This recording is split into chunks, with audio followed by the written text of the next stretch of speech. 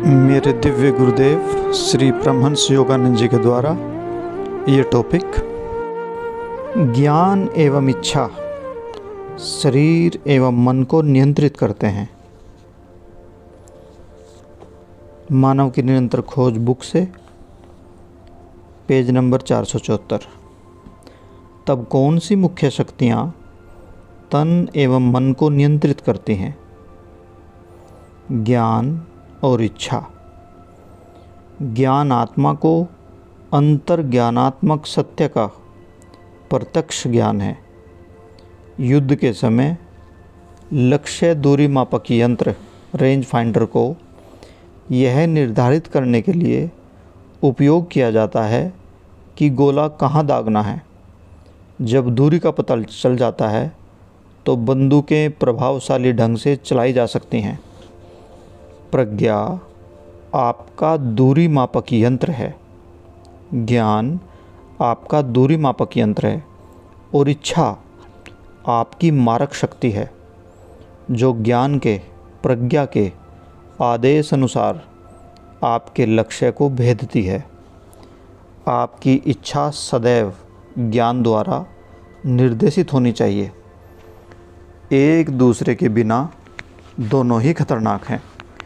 यदि आपके पास ज्ञान है मतलब प्रज्ञा है, परंतु इसके निर्देशों का पालन करने के लिए आप में पर्याप्त इच्छा नहीं है, तो यह आपके लिए कल्याणकारी नहीं है। और यदि आपके पास दृढ़ इच्छा है परंतु ज्ञान यानी कि प्रज्ञा नहीं है, तो लक्ष्य को चूकने और अपना नाश करने की पूरी संभावना है। यदि आपकी बुद्धि आपको उचित कार्य जो आपको करना चाहिए दिखाने में असफल हो जाती है, तो सच्चे ज्ञान द्वारा निर्देशित नहीं है। और यदि यह बुद्धि आपकी आत्मा के आदेश पर कार्य करने हेतु आवश्यक इच्छा के बल को प्रोत्साहित नहीं करती, तो वह बुद्धि की शक्ति अपना वास्तविक ध्येय पूरा नहीं कर रही है। इंद्रियों को भौतिक शरीर से श्रेष्ठ कहते हैं। मन इंद्रियों की शक्तियों से श्रेष्ठ है, बुद्धि मन से श्रेष्ठ है, परंतु वह आत्मा बुद्धि से भी श्रेष्ठ है। अधिकांश लोग यंत्रवत प्राणी होते हैं। वे नाश्ता करते हैं, काम पर चले जाते हैं, दोपहर का भोजन करते हैं, फिर काम करते हैं, रात्रि के भोजन के लिए घर आते हैं, फिर टीवी देखते हैं और सो जाते हैं। और तब यह शारीरिक यंत्र रात्रि के लिए बंद कर दिया जाता है। थक जाते हैं। जो इस प्रकार जीवन व्यतीत करते हैं वे केवल यांत्रिक इच्छा का प्रयोग करते हैं। उनके अधिकतर कार्य आदतवश ही पूरे होते हैं और अपने कर्तव्यों की पूर्ति सदा एक निश्चित ढंग से करते हैं। वे सचेतन रूप से अपनी इच्छा शक्ति का प्रयोग बहुत कम अथवा न के बराबर करते हैं। यह सत्य है कि अपने इन आदतवश किए जाने वाले कार्यों को पूरा करने के लिए हर समय इच्छा शक्ति का प्रयोग तो करते हैं, परंतु यह पूर्णतः यांत्रिक है, स्वचालित है। यह सक्रिय इच्छा शक्ति नहीं है। ईश्वर ने मनुष्य को इस संसार में कुछ भौतिक, मानसिक एवं आध्यात्मिक शक्तियों से संपन्न करके भेजा है, जिनको वह प्रयोग में ला सकता है और उनके उचित प्रयोग द्वारा वह वांछित निश्चित परिणामों को उत्पन्न कर सकता है। मशीनों को चलाने वाली शक्ति बिजली है। ईश्वर प्रदत्त यह जटिल मानवीय मशीन जो अरबों खरबों कोशिकाओं से बनी है और कोमल मांस और अस्थियों से ढकी है, ये अस्थियों का चलता फिरता ढांचा है। एक बुद्धिशील जीवित प्राणी, एक बुद्धिशील जीवन शक्ति प्राण द्वारा चलती है। जो बिजली की भांति नाड़ियों के तारों में प्रवाहित होती है। बाल्यावस्था में शरीर मन के प्रति अधिक संवेदनशील होता है।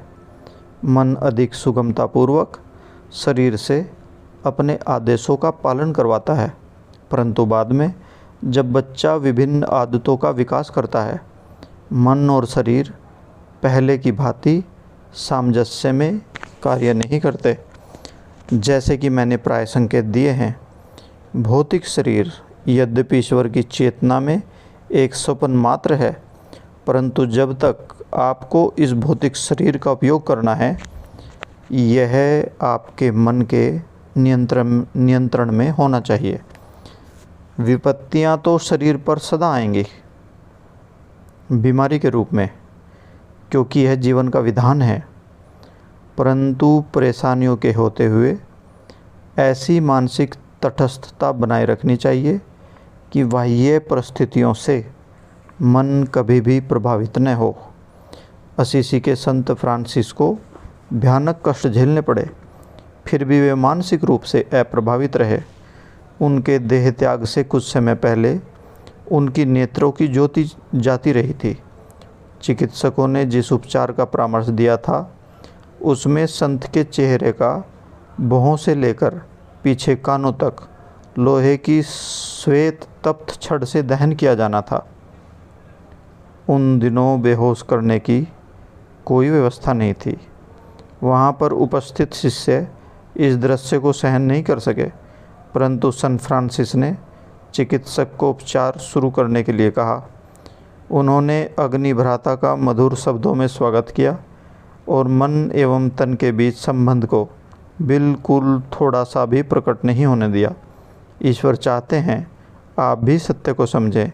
आपके इस नश्वर शरीर में अभेद्य अमर आत्मा है। यह सोचना गलत है कि संतों को कभी कोई कष्ट नहीं होता। यद्यपि जैसे जीसस पहले से ही मुक्त हो चुके थे, परंतु फिर भी उन्होंने अपने शरीर को सलीब पर चढ़ाए जाने का कष्ट सहने दिया, क्योंकि इस प्रकार उन्होंने स्वेच्छा से अपने शरीर पर अपने शिष्यों एवं संसार के कुछ कार्मिक दुख को भोगा था। किंतु वे मन और तन के संबंध को जानते थे। वे इन्हें ईश्वर के ब्रह्मांडीय स्वप्न की माया की रचना के रूप में देखते थे।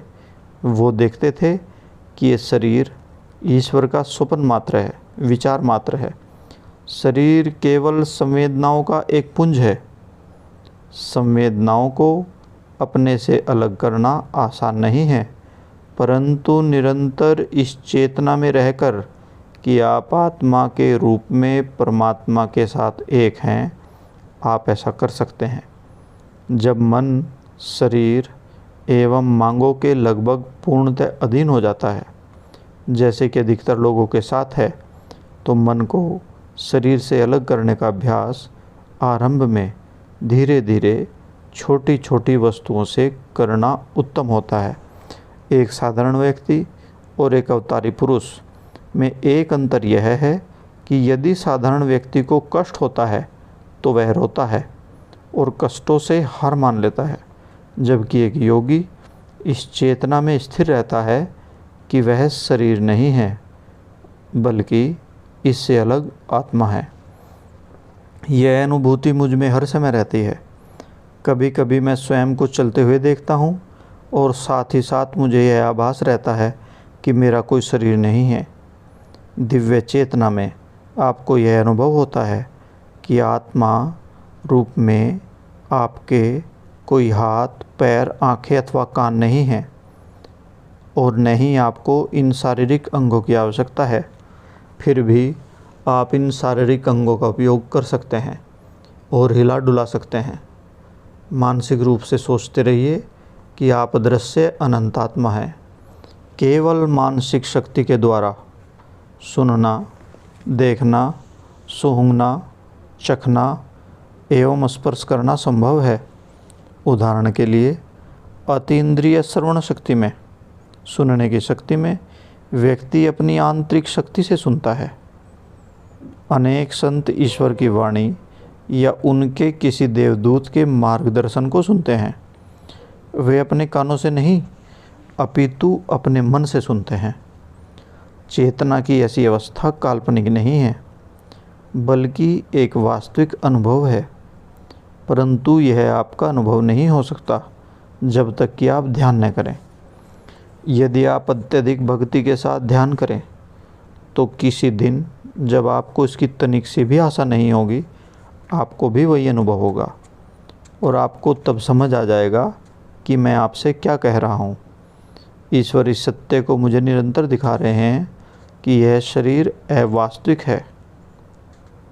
उन्होंने मुझे यह भी दिखाया है कि यह शरीर कष्ट झेलेगा, किंतु जो भौतिक कष्ट यह शरीर झेलेगा उसका मेरी चेतना अनुभव की शक्ति के साथ कोई संबंध नहीं है। यह कष्ट दूसरों के नकारात्मक कर्मों को लेने से आता है और इसका स्वयं को दुख देने वाली इच्छाओं से कोई संबंध नहीं है। यदि यह शरीर संसार का और दूसरों का कुछ भला करता है तो अच्छी बात है। एक सद्गुरु प्रवाह नहीं करता कि उसके शरीर के साथ क्या हो रहा है, वह केवल इसकी देखभाल करता है ताकि दूसरों का भला हो सके। एक साधारण व्यक्ति केवल निद्रा के समय अपने शरीर का बोध नहीं रखता, फिर भी जागने पर वह तुरंत सचेत हो जाता है कि उसे कितनी अच्छी और कितनी कम नींद आई। कुछ भौतिकवादी सोचते हैं कि हम नींद में पूर्णतः अचेत होते हैं, परंतु यह सत्य नहीं है। जागने पर हम कैसे जान सकते हैं कि कितनी अच्छी या कितनी बुरी नींद आई? जब तक कि हम नींद में सचेत न रहें, हम निश्चित रूप से कह सकते हैं कि मन शरीर के बिना भी रह सकता है। जय गुरु जी।